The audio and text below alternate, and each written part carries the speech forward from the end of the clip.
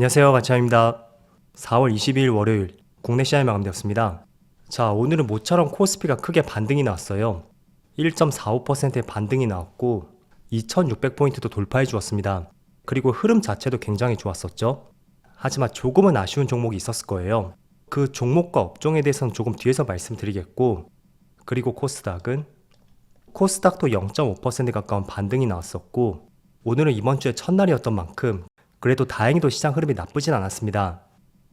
그리고 시가총액 상위 종목들을 보면 오늘은 반도체 관련주 3종목, 그리고 네이버까지 이렇게 4개의 종목을 제외하고 모두 빨간불이 들어왔습니다. 특히 자동차 관련주라든지 삼성물산, 또 금융주까지 저 PBR 관련주가 굉장히 좋은 흐름이 나왔었고요. 또 코스닥은 HLB하고 에코프로가 시가총액 순위가 바뀌었죠. 그리고 코스닥은 전체적으로 제약바이오 업종, 이쪽의 흐름들이 괜찮았던 것 같습니다. 그리고 이어서 코스피의 수급을 살펴보겠습니다. 지난주에 외국인의 순매도가 꽤나 나왔었잖아요. 목요일을 제외하고 4번 정도의 순매도가 나왔었고, 그렇다고 해도 규모 자체는 많지는 않았습니다. 그런데 오늘의 외국인의 순매도는 한번 생각을 해볼 수 있는 많은 규모의 매도 물량이 나왔고, 반대로 모처럼 기관 쪽에서 그동안 주가를 끌어내렸었던 금융투자를 중심으로 많은 순매수가 들어왔습니다. 그리고 코스닥은 양매도가 나왔었지만 규모 자체는 많지 않았었죠. 그리고 삼성전자, 지난주에 주가가 많이 빠졌음에도 불구하고 마찬가지로 수급에는 큰 변화가 없었습니다. 지난주만큼의 수급을 볼까요? 15일부터 19일까지 외국인은 400억가량의 순매도가 나왔어요. 지난 한 달 동안 매수했던 규모에 비한다면 3월부터 6조원 가까이 매수세가 들어왔었죠. 거기에서 400억의 순매도가 나왔다는 것은 정말 극히 소량의 매도세만 나왔다고 할 수가 있습니다. 그런데 오늘만큼은 6천억이 넘는 많은 순매도 물량이 나왔고, 삼성전자도 마찬가지로 기관 쪽에서 오늘은 모처럼 순매수가 들어왔습니다. 자, 그래서 외국인의 많은 순매도가 나왔는데 이게 이번 주 내내 계속 연속적으로 나올 수 있는지 그런 부분도 한번 살펴보시고요. 그리고 하이닉스도 오늘은 외국인 쪽에서 1000억이 넘는 많은 순매도가 나왔습니다. 그리고 오늘 강세름이 나왔던 현대차라든지 기아까지 오늘은 외국인의 많은 순매수가 들어왔습니다. 자, 그럼 이어서 주체별 매매 동향에 대해서 살펴보도록 하겠습니다. 4월 22일 외국인이 가장 많이 매수한 종목은 현대차, 기아, 엔캠, 포스코퓨처엠, 셀트리온, 자동차 관련주를 독보적으로 매수했었죠. 그리고 기관은 삼성전자, SK하이닉스, 기아, KB금융, 하나금융지주 이렇게 순서대로 매수했고, 반도체 관련주하고 저 PBR 관련주들, 기관은 이런 업종들 위주로 매수를 했던 것 같습니다. 자, 이어서 해외 증시를 볼게요. 지난주 금요일날 미국 증시가 크게 급락이 나왔잖아요. 그래서 많이 걱정을 하셨을 거고, 또 실제로 정말 주가의 흐름을 보면서 저도 한편으로 허탈한 생각이 들더라고요. 어쨌든 그래도 시장을 냉정하게 바라보는 것이 필요하니까 오늘은 조금 더 그런 부분에 중점을 맞춰서 말씀드려 보겠습니다.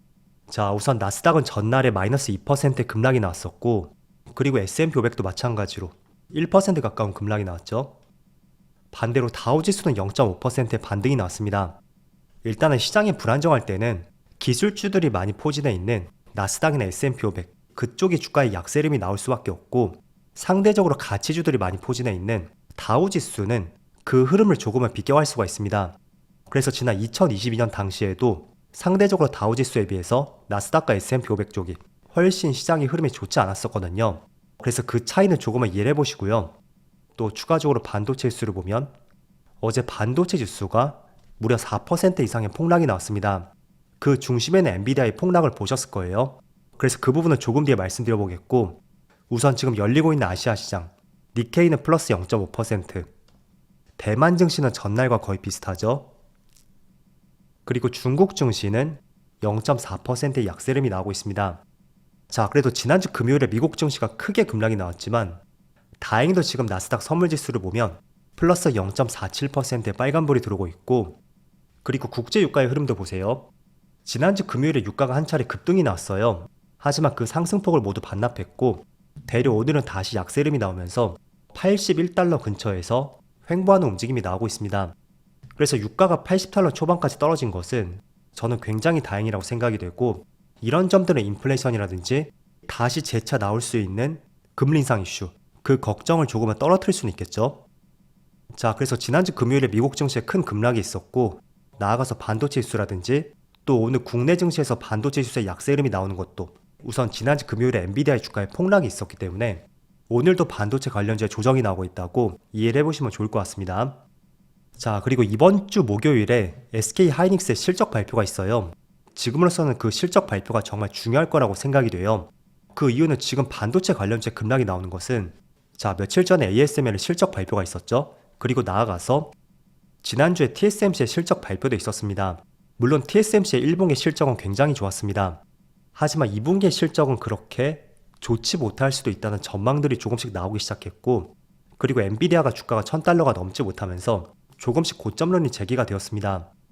그래서 엔비디아는 GPU 쪽에서 시장 점유율이 50% 이상을 담당하고 있죠. 그런데 AI 반도체 시장이 위축될 수가 있고, 하반기에 생각보다 수요가 위축이 된다면 그동안 부르는 게 값이었었던 이 HBM 쪽, 일반적인 D램 반도체에 비해서 가격이 3배에서 많게는 5배까지도 높게 형성이 되어 있다고 말씀드렸을 거예요. 그런데 상반기 공급 과잉에 따른 하반기의 수요 위축까지 이어지게 된다면 HBM 가격도 조정이 들어올 수밖에 없다는 것이 지금의 시장 의견이라고 할 수가 있습니다. 그래서 반도체 관련주가 많이 하락이 나오고 있고, 오늘 전체적으로 시장이 나쁘지 않은데도 불구하고 대부분의 반도체 관련주의 약세 흐름이 나왔습니다. 자, 그렇다 보니까 지금 반도체 관련주를 매도를 해야 되는지 아니면 어떤 생각을 가져야 되는지 여기에 대한 많은 궁금증이 있을 겁니다. 그런데 저의 생각은 지금 큰 틀에서 반도체를 너무 좋게 봤었고, 그 좋게 봤던 그 범위가 축소가 될 수가 있다. 쉽게 설명을 드린다면 이 분위기라고 할 수가 있거든요. 자, 그렇지만 반도체 수출 데이터를 살펴봐도 작년 동기 대비 반도체 수출 증가율은 20일까지 무려 43%의 급증이 나왔습니다. 그리고 여전히 D램 가격도 반등하는 추세이고 낸드 플래시도 계속 반등을 하고 있죠.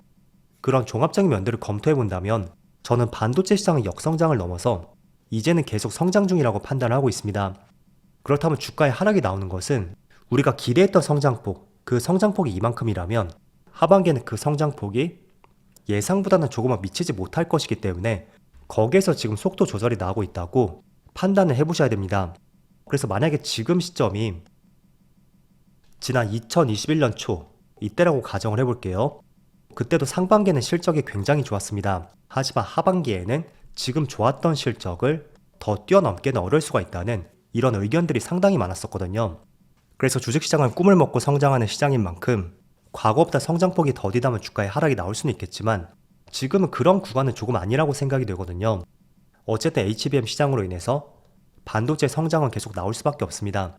다만 기대를 했던 것보다는 그 기대치가 조금 못 미칠 수가 있으니까 그 때문에 주가에 조정이 나오고 있는 과정이라고 생각해 보는 것이 꼭 필요한 시점인 것 같아요.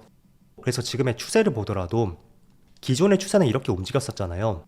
하지만 최근에 기대치가 높았기 때문에 주가는 조금 더 가파르게 상승이 나왔던 것이고 다시 그동안에 우리가 생각했던 추세대로 돌아오는 과정이다. 그렇게 생각하는 것이 필요할 것 같습니다.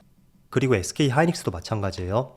그동안의 시장에서 바라보는 반도체 쪽은 주봉상 이러한 추세로 움직이는 것이 일반적인 흐름이었다면 최근 들어 기대치가 많이 올라왔기 때문에 조금 더 빠른 추세를 보여준 것뿐이지 절대 반도체 산업은 이제 끝물이 될 것이다 라고 저는 생각하지 않습니다. 그래서 지금 환율도 많이 뛰지 않고 있고 조금 전에 보여드렸던 국제유가까지 다시 안정세를 찾고 있단 말이죠. 그럼 어느 정도 시간을 거칠진 모르겠지만 저는 그 조정 기간이 길진 않을 것이라고 판단이 돼요. 물론 삼성전자, 그동안 가파른 상승분을 모두 반납했죠. 하지만 기대치가 조금은 줄어든 만큼 그동안 제가 말씀드렸었던 이 추세가 깨지지 않는다면 여전히 하반기까지 킵 고잉하자고 말씀드리겠고 그 안에서 여러분들만의 매매 전략들을 한번 세워보시면 좋을 것 같습니다.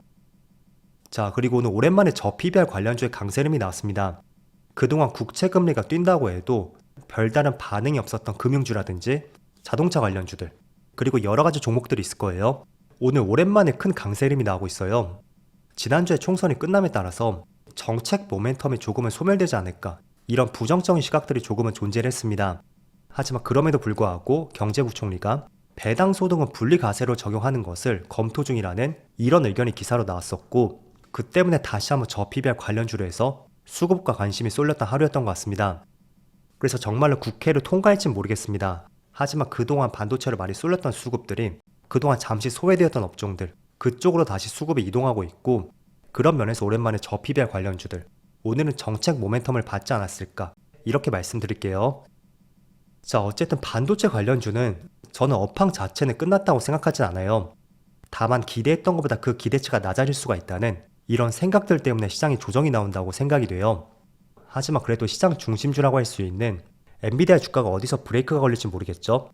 그래서 조만간에 브레이크가 걸릴 수 있는 시점은 되었다고 저도 생각이 되지만 너무 섣부른 예측보다는 한번 주가의 움직임을 체크를 해보면서 반도체 관련주의 저점을 한번 잡아보는 것도 중요한 시점이 될 것 같습니다.